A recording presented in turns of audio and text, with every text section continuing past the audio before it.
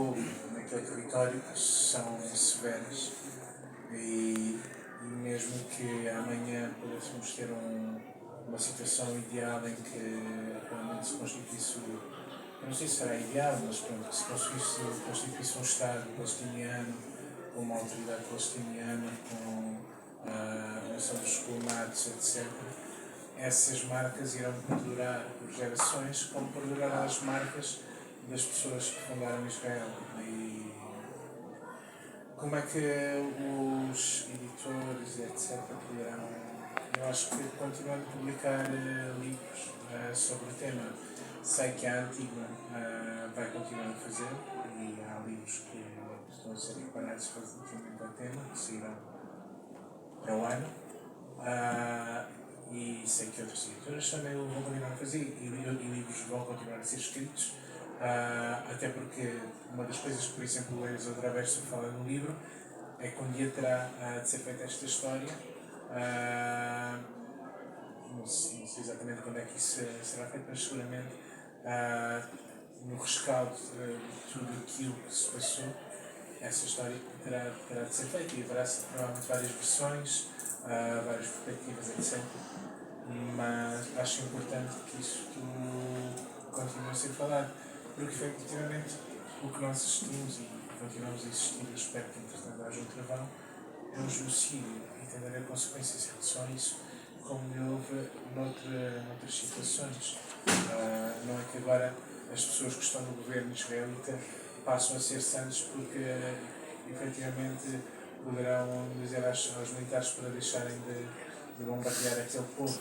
Precisamente eu creio que hoje vi que o Smotrich e o Ben-Gvir iriam votar contra o cessar-fogo, e eles realmente têm poder porque podem fazer cair o governo. Por isso, não sei exatamente como é que as coisas se irão desenvolver, ninguém sabe. Parece-me um pouco como tu dizes, que vai ser continuar mais do mesmo, mas esperemos pelo menos não com esta devastação e com este número de mortes, porque é já demasiado.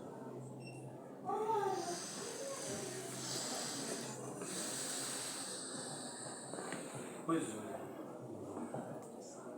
agora ao tema mais atual, estou com voz, não é? Por um lado, a questão do aparente cessar-fogo parece serem boas notícias para aquela gente, para aquele povo, para os sobreviventes. Por outro lado, não há razões nenhumas para ter grande otimismo, não é? Portanto, pronto, é um pequeno avanço, não se vai continuar a matar pessoas ao mesmo ritmo que se estava a matar até agora, mas de facto está distante, as feridas abertas são muito grandes. Acho que vai ter de continuar o debate sobre a Palestina, sobre o colonialismo, sobre a forma como os Ocidentes, os ocidentais veem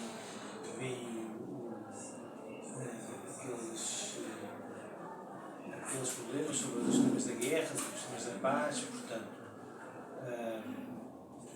nós teria assim um retrato muito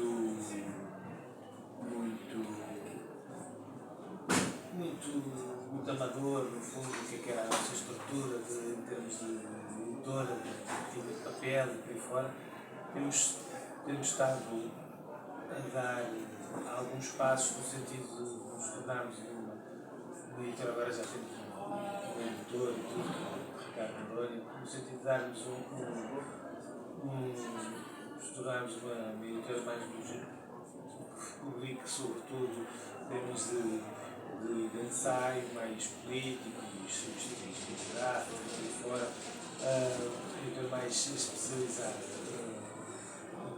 Pronto, talvez para o futuro possamos ou diretamente sobre a Palestina ou sobre os temas que acabam de estar todos ligados continuar a trabalhar, acho que vale a pena, pronto, mas no nosso caso os recursos são muito limitados e o contexto que este temos vindo a falar, um contexto muito difícil, mas pronto, vamos ver.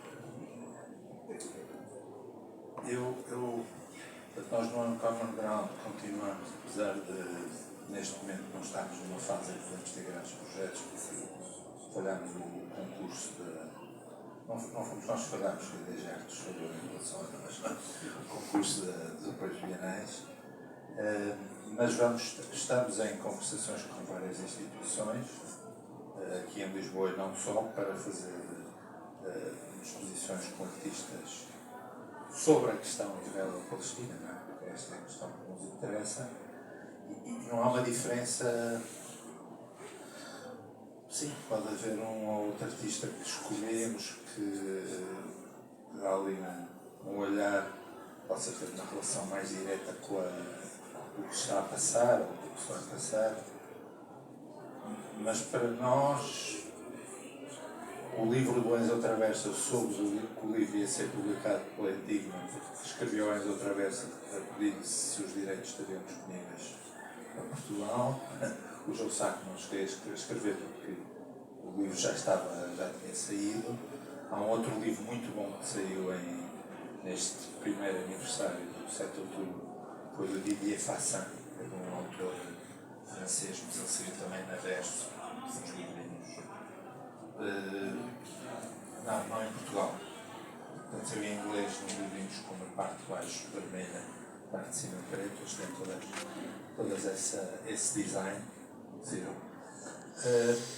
Sim, agora uma compilação importante na Verso também. Eu acho que compilação há uma série de livros. Série de livros, mas agora mais recentemente uma compilação de vários autores. Ok. Tenho que ver. Mas o que para nós é, na nossa visão do Uncommon Ground, o que é atual, o que é urgente, o que é importante, é perceber a natureza deste conflito. Não é? Há bocado estavas a dizer que em 1965, 67, quer dizer, as perspectivas dos palestinos reduziram-se imensamente. Quer dizer, eu sei que tu não pensas isto, mas poderás ficar com a ideia de que até aí as coisas correram bem, não correram. É que na perspectiva dos palestinos, e por exemplo, alguém como conhecemos bem, porque convidámos a Lisboa e depois veio a Nodeira Acat, o 1948 é que é a tragédia mesmo. 1948 é que algo que se vinha anunciando, não é? Desde os anos 20, não é? O grande jornal da Palestina é Filastin, publicado em Jaffa, logo em 1922 o jornal é publicado em árabe, há um número, penso de 1922, 22 ou 25, já não sei bem, uma data, mas eu tenho uma computadora, um PDF, há um número que é publicado sobre a declaração de Balfour e os projetos dos sionistas, que não é de se acolher mais imigrantes do centro da Europa na Palestina, é de criarem um Estado. Estão plenamente conscientes que eles vêm com o Estado judaico do Theodor Herzl no bolso. Certo? Mas é em 48, em 47, a decisão da ONU, o plano de partição, e é 48 que de facto o choque de perceber que há uma parte do nosso país que não é, nos escapou para ser o tal Estado judaico. E isso é. E depois são os 750 mil refugiados, são os massacres, são uma coisa que eu não sei se vocês conhecem, mas enquanto arquiteto fiquei absolutamente boquiaberto. É o mapa das 520 aldeias destruídas e despovoadas em 48. Eu já sobrepus à escala com o mapa de Portugal, e é mais ou menos de Aveiro a Setúbal, pensarmos que há 520 aldeias que desaparecem do mapa. É brutal, é enorme, é catastrófico. Não é? Portanto, quer dizer, eu acho que esta mensagem, para mim, é a mensagem atual para transmitir ao público português. Não é? Ainda não conseguimos publicar uma edição portuguesa deste mapa, mas vamos, verdadeiramente, publicar essa edição portuguesa deste mapa. Não é? Ele está reproduzido num folho, no livro do Ilan Pata, que está ali ao fundo, lá dentro. Não está aqui nesta mesa, mas está lá ao fundo. Portanto, para mim o que é atual é compreender como é que este projeto se constrói, este projeto de criar um Estado judaico na Palestina. Este projeto, ao contrário, nós sabemos que este projeto é profundamente injusto para os palestinos, não temos provavelmente a perfeita noção de que este projeto para os judeus não sionistas, que é a maior parte dos judeus do leste da Europa, não são sionistas. Claro. Significou a rejeição da Europa, não é a rejeição por mim, ou por Pedro, ou por Bernardino, mas é a rejeição. Não é? É uma história terrível. Eu acho que esta história precisamos de conhecer melhor. Não é? Portanto, para mim, isto é a questão mais atual, mais urgente, mais importante é esta. Estou um bocado desfasado, não é? Agora, não sei se alguém quer colocar algumas questões antes de concluir. Eu gostaria de fazer ainda uma questão. Número 1, a primeira questão, pareceu-me que, de facto, é crucial essa síntese interativa entre o livro e os meios de comunicação, e aí não foi muito referido esse controle total pelas entidades sionistas, de certa forma, ou pela oligarquia financeira que controla a maior parte dos órgãos de comunicação. Daí que haja essas barreiras todas e que tu tentaste totalmente e não há uma recensão sequer, ele nem tentou porque já sabia que nem valia a pena, porque as televisões e a maior parte dos jornais, por isso tu vais ver também, não vês a televisão portuguesa e vais fazer os teus canais porque está tudo controlado, não é? Portanto, acho que esse aspecto é de se referir, lamentar, mas agora acho que isso não se tem falado muito, não se falou aqui um bocadinho, é a mudança de consciência, os saltos de consciência que estão a acontecer, não é? E acho que se atingiu um patamar de horripilância, de sinistro. O que se fez ali, as pessoas agora começam a ver a frio o que é que foi ali de genocídio e de urbanicídio e destruição total, não é? E, portanto, a humanidade está a mudar. Essas grandes manifestações que se estão a verificar, tu questionaste até que ponto é que os livros também têm uma certa influência, também têm, mas acho que é muito importante as redes sociais. E as redes sociais, como sabemos, são, hoje em dia, espaços em que há uma relativa liberdade, ainda que haja um controle cada vez maior. E nós basta vermos o George Galloway, que tem o podcast dele, que tem milhões de pessoas, um dos de melhor qualidade, em que mete os grandes comentadores da atualidade, do Médio Oriente e da guerra da Ucrânia, acabou por ser detido agora ao vir de um encontro na Rússia por realmente esse tipo de controle que o sionismo nos políticos avançados ao Fórum Económico Mundial, que é o caso do Keir Starmer e outros, exercem completamente à revelia já do que as populações querem, que as populações já não querem. E, portanto, aqui a grande questão que eu acho que mais importante até que o tema histórico de saber como é que se originou é como é que podemos mudar as consciências. Como é que se pode mudar a consciência?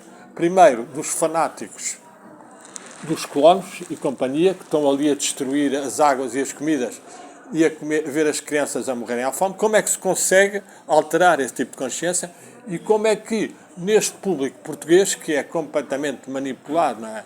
Que tem o preço certo e tem o Milhazes e companhia e o Rogeiros realmente a infectar e a amilhazar as pessoas, como é que se pode começar a dar programas em que haja, como vocês dizem, parte erudita, parte culta, etc. E isso é fundamental.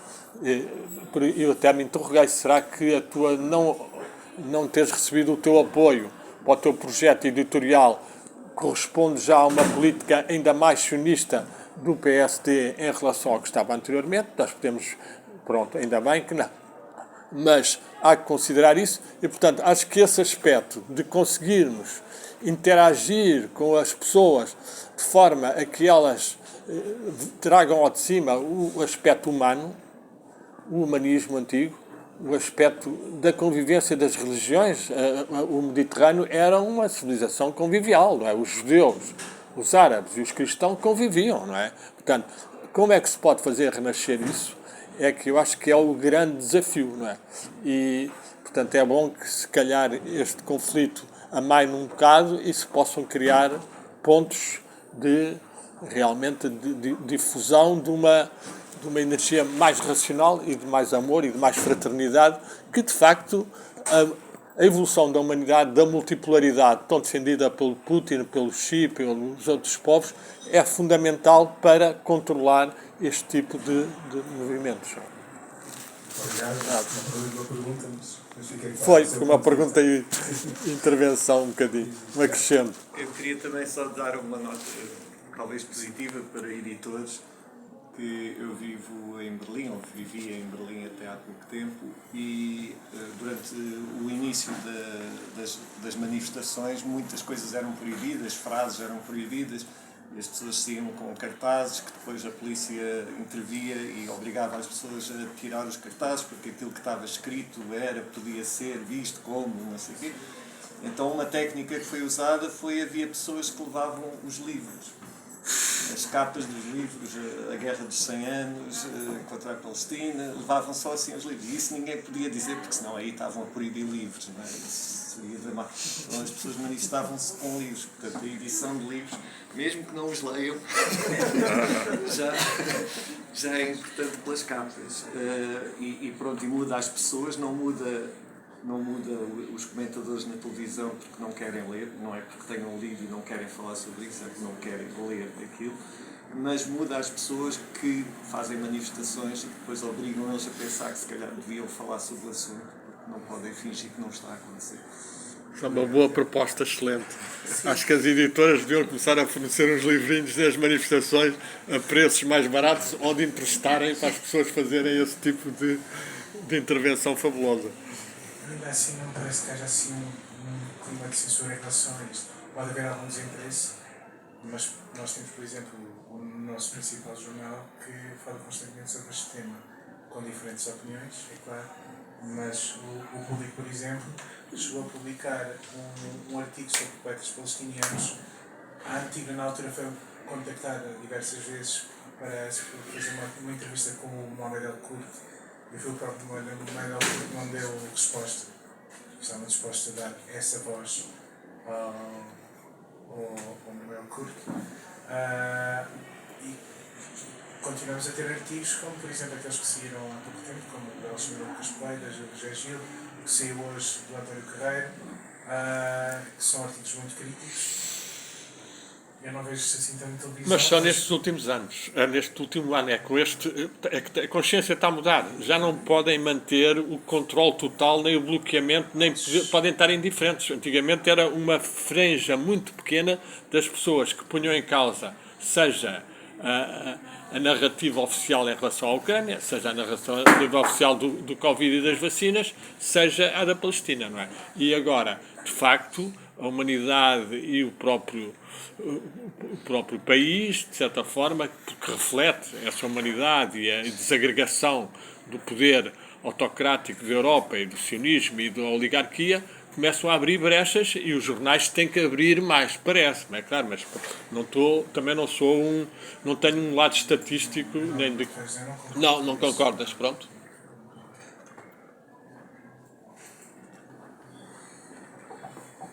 Eu também não tenho sentido qualquer forma de limitação ou censura às atividades que temos desenvolvido.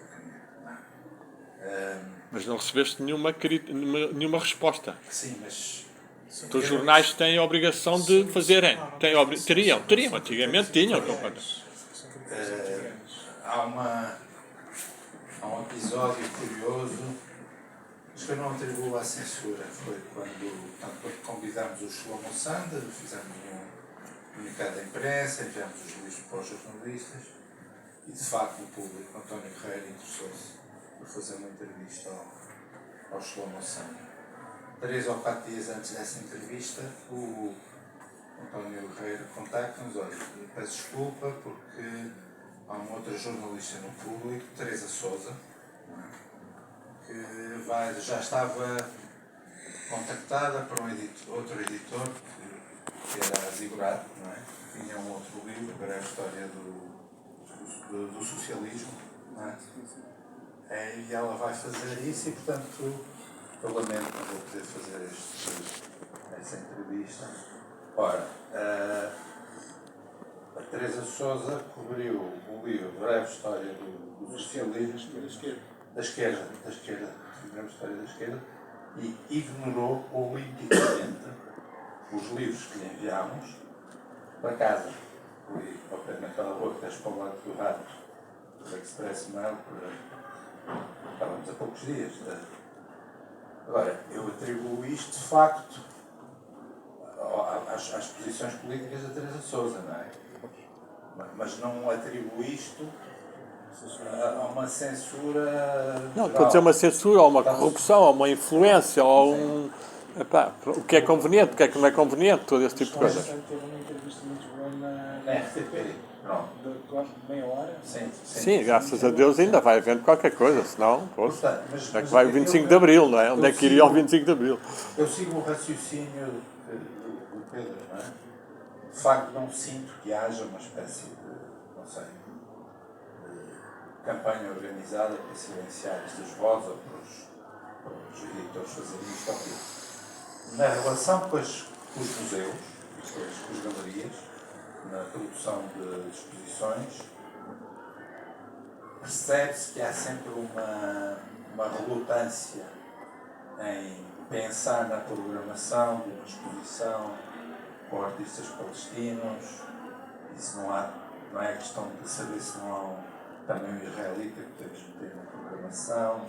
Há sempre uma certa reserva, relutância, mas apesar de tudo, uns e outros vão respondendo positivamente e vamos conseguindo fazer qualquer coisa, mas essa reserva e relutância também tem a ver com um certo desconhecimento.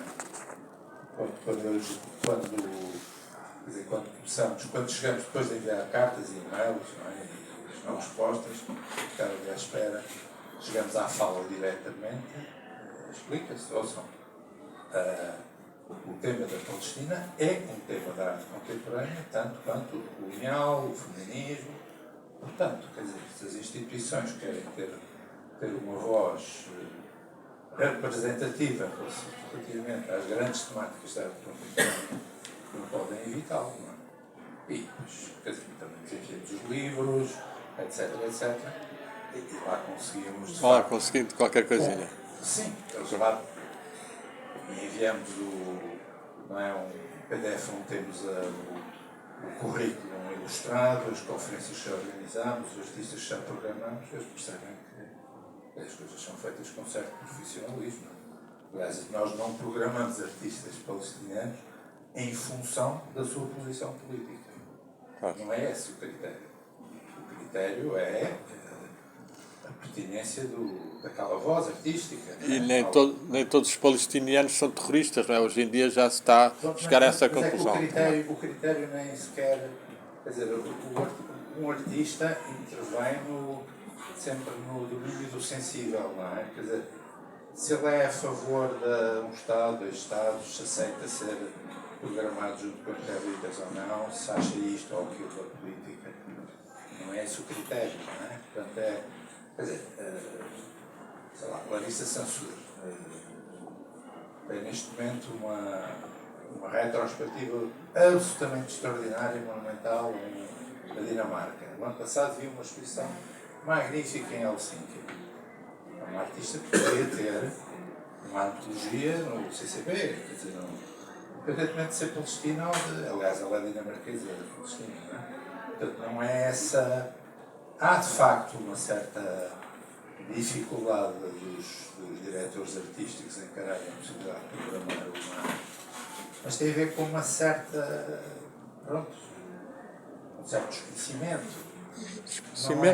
Não, esta é a minha sensação. Portanto, não tenho. Especialmente vem da instituição política, ou dos curadores, ou dos diretores. Não é um desconhecimento, é uma opção ideológica ou uma opção de sobrevivência económica, que se compreende também, não é? Mas o meu testemunho não vai nesse sentido. Pois, sim, não sim. Vai exatamente. Não, eu percebo.